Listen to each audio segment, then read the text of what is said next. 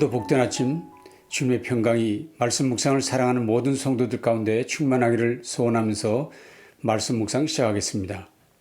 오늘 같이 묵상하실 말씀은 신명기 6장 1절에서 3절 말씀 제가 봉독하겠습니다. 이는 곧 너희의 하나님 여호와께서 너희에게 가르치라고 명하신 명령과 규례와 법도라. 너희가 건너가서 차지할 땅에서 행할 것이니 곧 너와 내 아들과 내 손자들이 평생에 네 하나님 여호와를 경외하며 내가 너에게 명한 그 모든 규례와 명령을 지키게 하기 위한 것이며 또 내 나라를 장구하게 하기 위한 것이라. 이스라엘아, 듣고 삼가 그것을 행하라. 그리하면 내가 복을 받고 내 조상들의 하나님 여호와께서 내게 허락하심 같이 젖과 꿀이 흐르는 땅에서 내가 크게 번성하리라. 아멘. 우리가 묵상하고 있는 신명기는 가나안 입성을 눈앞에 둔 백성을 위한 3번에 걸친 모세의 설교입니다. 모세 자신은 가나안에 들어가지 못하지만 이제 곧 약속의 땅에 들어갈 백성들을 위한 모세의 유언 같은 설교라고 할 수 있습니다. 그의 첫 번 설교는 1장부터 시작해서 4장 43절까지 진행되었습니다. 광야에서 죽임당한 조상들과는 달리 하나님의 명령을 순종한 백성들은 드디어 요단 동편 두 종족을 물리치고 그 땅을 나누어 가지게 됩니다. 그동안 침체되어 왔던 이스라엘 백성들의 사기가 하늘을 찌르듯 하게 되었습니다. 이제 드디어 가나안 정복을 눈앞에 두게 되었기 때문입니다. 그런데 바로 그때 모세는 두 번째 설교를 진행하게 됩니다. 이 두 번째 설교는 4장 44절부터 28장 마지막까지로서 매우 긴 내용이 됩니다. 그렇게 긴 설교 말씀은 신명기 전체의 핵심적 내용이 되고 성경 전체에서도 매우 중요한 부분이 됩니다. 모세의 두 번째 설교의 첫 절은 이렇게 시작되었습니다. 4장 44절이지요. 모세가 이스라엘 자손에게 선포한 율법은 이러하니라. 다음 장인 5장에서는 좀 더 구체적으로 이렇게 말씀하셨습니다. 모세가 온 이스라엘을 불러 그들에게 이르되 이스라엘아, 오늘 내가 너희의 귀에 말하는 규례와 법도를 듣고 그것을 배우며 지켜 행하라. 즉 가나안 정복, 가나안과의 전쟁을 치러야 할 백성이 갖춰야 될 가장 중요한 것은 무력의 능력이 아니라 신앙무장, 믿음을 견고케 해야 한다는 것이었습니다. 여기서 저는 놀라기도 하고 많은 도전을 받기도 했습니다. 가나안 땅이란 분명 약속의 땅이라 하셨으니 믿음을 갖고 들어가기만 하면 당연히 차지할 수 있는 땅이라고 생각했는데 그렇지 않다는 것이었습니다. 약속의 땅은 믿음의 조상인 아브라함 때부터 주시겠다고 약속하신 땅이니까 그 말씀을 믿고 들어가기만 하면 그저 가나안 족속들이 몰려와서 엎드려 절하고 환영할 것이라고 저희는 기대했습니다. 그러나 오늘 본문은 그렇지 않다는 것입니다. 가나안 땅, 약속의 땅, 그것은 공짜 무료가 아니라는 것입니다.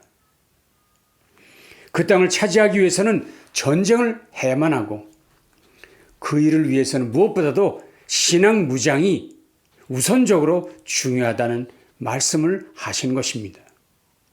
너무나 이상했습니다. 그러나 우린 이 부분에서 혼돈하지 말아야 합니다. 하나님이 주신 약속의 땅은 믿음의 사람들에게 주신 것이 분명합니다. 그러나 여전히 그 땅은 사단이 곳곳에 진지를 구축하고 삼킬 자를 두루 찾고 있는 영적 전투의 현장이라는 사실 때문입니다. 그래서 최후 승리의 날, 메시아 되신 예수께서 천군 천사들과 함께 세상에 다시 오시는 그날에서야 완성될 땅, 아직은 완성되지 않은 미완성의 땅에 우리가 살고 있다는 것입니다. 그러므로 우리 모두는 영적 전투를 각오해야 하고, 그러기 위해서는 영적 무장을 든든히 해야만 한다는 것입니다. 그래서 이런 영적 세계를 잘 알고 있는 모세는 이렇게 말씀하고 있었던 것입니다. 모세가 온 이스라엘을 불러 그들에게 이르되, 이스라엘아, 오늘 내가 너희의 귀에 말하는 규례와 법도를 지켜 듣고 그것을 배우며 지켜 행하라. 너희 귀에 말하는 규례와 법도를 듣고 그것을 배우며 지켜 행하라. 그렇게 해할 때 비로소 하나님의 백성은 하나님의 약속을 맛볼 수 있게 된다는 것입니다. 그들이 그 거룩한 전쟁을 통해 얻게 될 하나님의 약속의 축복은 무엇입니까? 6장 3절에 말씀하셨습니다. 그리하면 내가 복을 받고 내 조상들의 하나님 여호와께서 내게 허락하심 같이 젖과 꿀이 흐르는 땅에서 내가 크게 번성하리라. 그렇습니다. 약속의 땅, 그 땅은 하나님의 축복이 충만한 땅인 것이 분명합니다. 그러나 그곳은 그 모든 축복들을 위한 치열한 전투를 통해 얻게 될 땅이라 말씀하고 있습니다. 그래서 우리에게는 영적 무장, 신앙 무장이 절대적으로 필요합니다. 자, 그렇다면 그 신앙 무장은 구체적으로 무엇으로 하는 것일까요? 무엇으로 무장하는 것일까요? 그것을 6장 1절에서 말씀하셨습니다. 너희의 하나님 여호와께서 너희에게 가르치라고 명하신 명령과 규례와 법도라. 너희에게 가르치라고 명하신 명령과 규례와 법도라. 명령, 규례, 법도로 무장하라 하셨습니다. 그렇다면 하나님께서 백성들에게 주신 그 명령, 율법은 구체적으로 어떤 내용일까요? 놀랍게도 그것은 십계명이었습니다. 십계명. 모세는 그의 설교의 마지막 장까지 이 십계명을 주요 주제로 설명하게 됩니다. 신명기 전체 34장 대부분이 여기에 속한다고 말할 수 있습니다. 그래서 결국 십계명은 모든 율법의 기초가 되는 것은 물론이지만 모든 성경의 근본이 되고 있다는 것을 우리가 알 수 있습니다. 십계명은 중요합니다. 대부분의 하나님의 말씀은 하나님의 사람들이 하나님께 음성으로나 환상으로 받아서 전한 것입니다. 그러나 십계명은 하나님께서 직접 그의 손가락으로 돌비에 새겨 모세의 손에 직접 들려주신 특별한 말씀입니다. 유일한 말씀이라고도 할 수 있습니다. 또한 성경 십계명은 모든 성경의 압축이라고 얘기할 수 있습니다.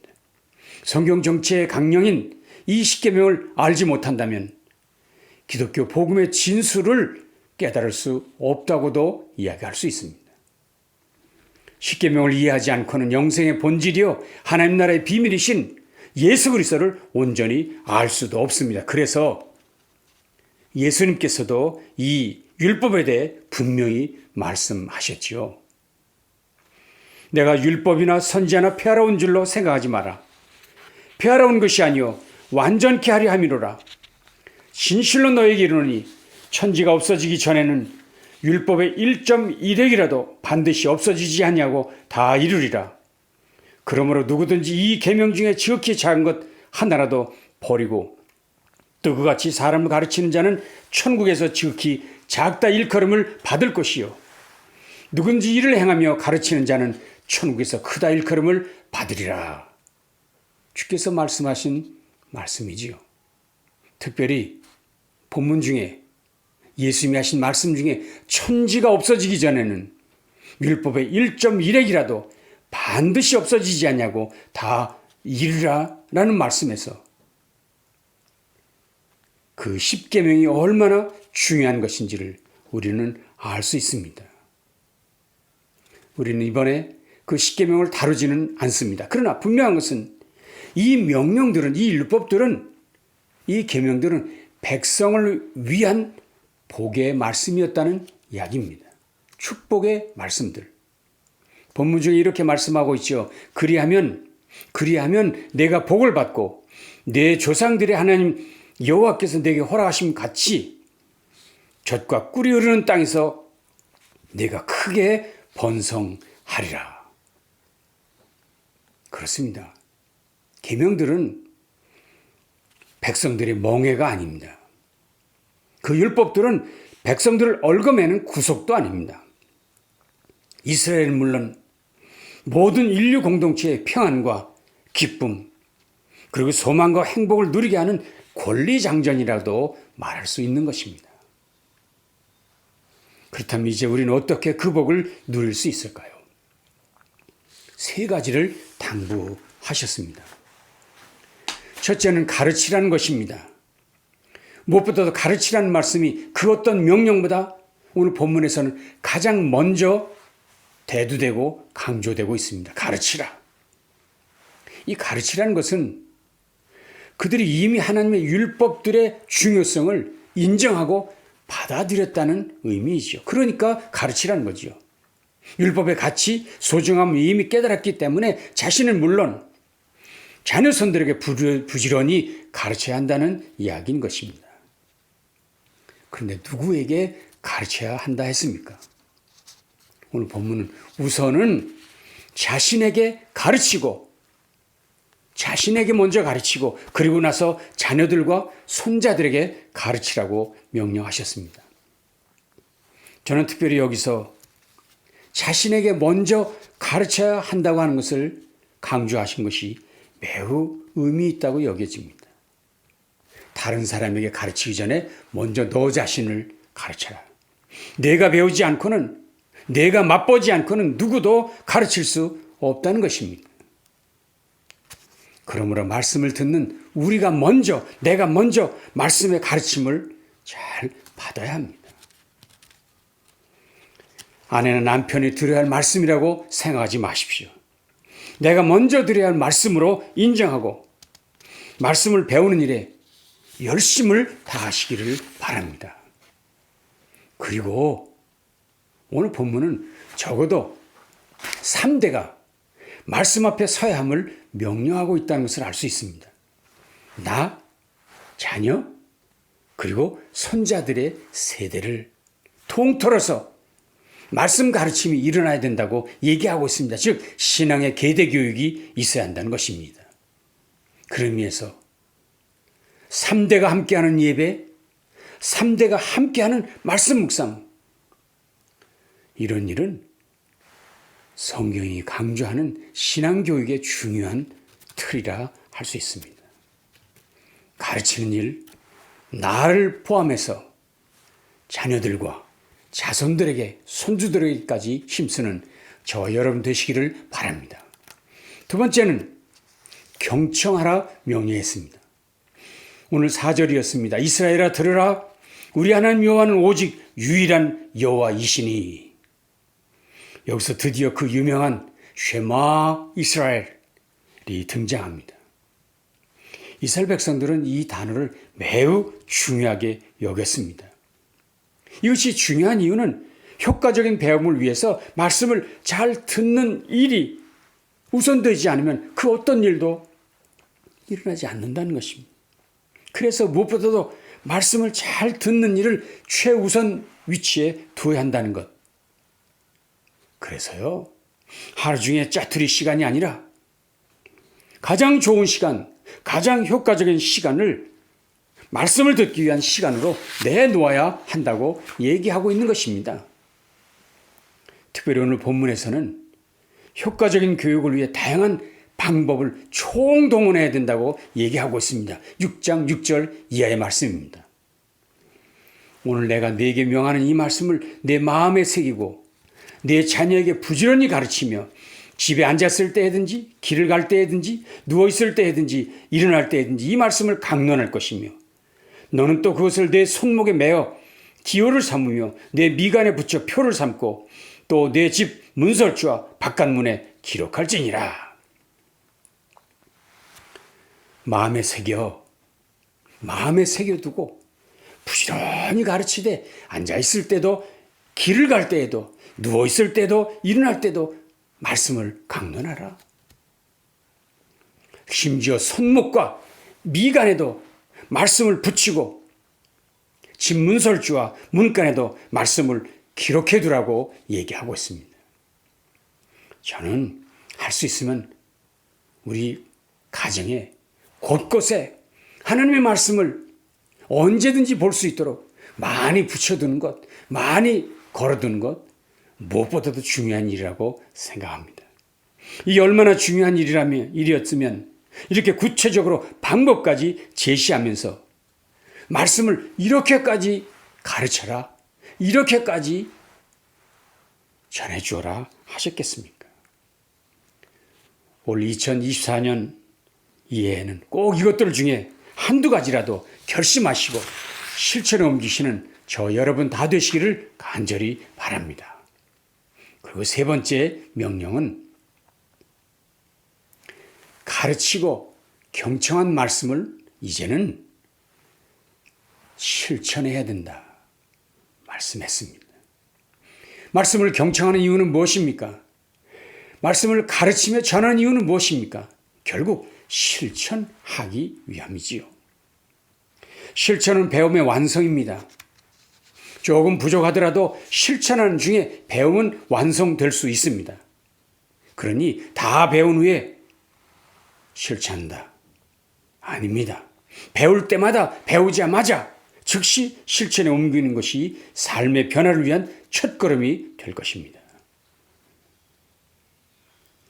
이번에 우리가 말씀을 가르치고 경청하면서 얻은 귀한 말씀 한 가지라도 실천하기로 결심하고 다짐하십시다. 말씀을 정리하겠습니다. 약속의 땅은 실천하는 백성들에게 주어진 선물입니다. 약속의 땅은 공짜, 무료가 아니라 쟁취해야 할 땅입니다. 영적으로, 신앙적으로 무장한 자만이 누리게 될 하나님의 기업이라는 것입니다. 그러므로 부지런히 말씀을 가르칩시다. 자신부터 그리고 자녀들과 손자들에게까지 가르칩시다. 그러기에 잘 듣는 일에 우선하십시다. 그리고 결국 주신 말씀들을 우리의 삶 속에 실천하는 저와 여러분 다 되시기를 간절히 바랍니다. 새해를 맞아 생산적이고 부지런한 삶을 외치는 우리 모두 매일 말씀을 듣는 일부터 한다면 이보다 유용한 일이 어디 있을까요?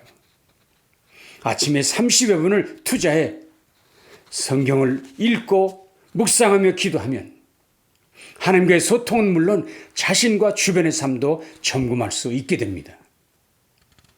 이것을 우리는 미라클 모닝이라고 할 수 있는데 이 미라클 모닝, 기적의 아침은 하나님이 주시는 또 다른 보너스가 될 줄로 믿습니다. 오늘 저와 여러분의 매일매일의 삶 가운데 주님의 기적이, 주님의 은혜가 체험되는 복된 날이 있기를 바랍니다. 기도하시겠습니다. 주님 감사합니다. 오늘도 귀한 말씀으로 2024년을 출발하는 저희가 새롭게 무장하게 하시니 감사합니다. 이 한 해 동안 우리에게 약속하신 모든 은혜의 약속들을 믿음으로 쟁취하고 영적 전쟁으로 승리하는, 그래서 주께서 약속하신 복을 누리는 우리 모두가 되도록 함께해 주시옵소서. 예수님 귀하신 이름으로 간절히 축복하며 기도합니다. 아멘. 남은 날도 승리하시기 바랍니다.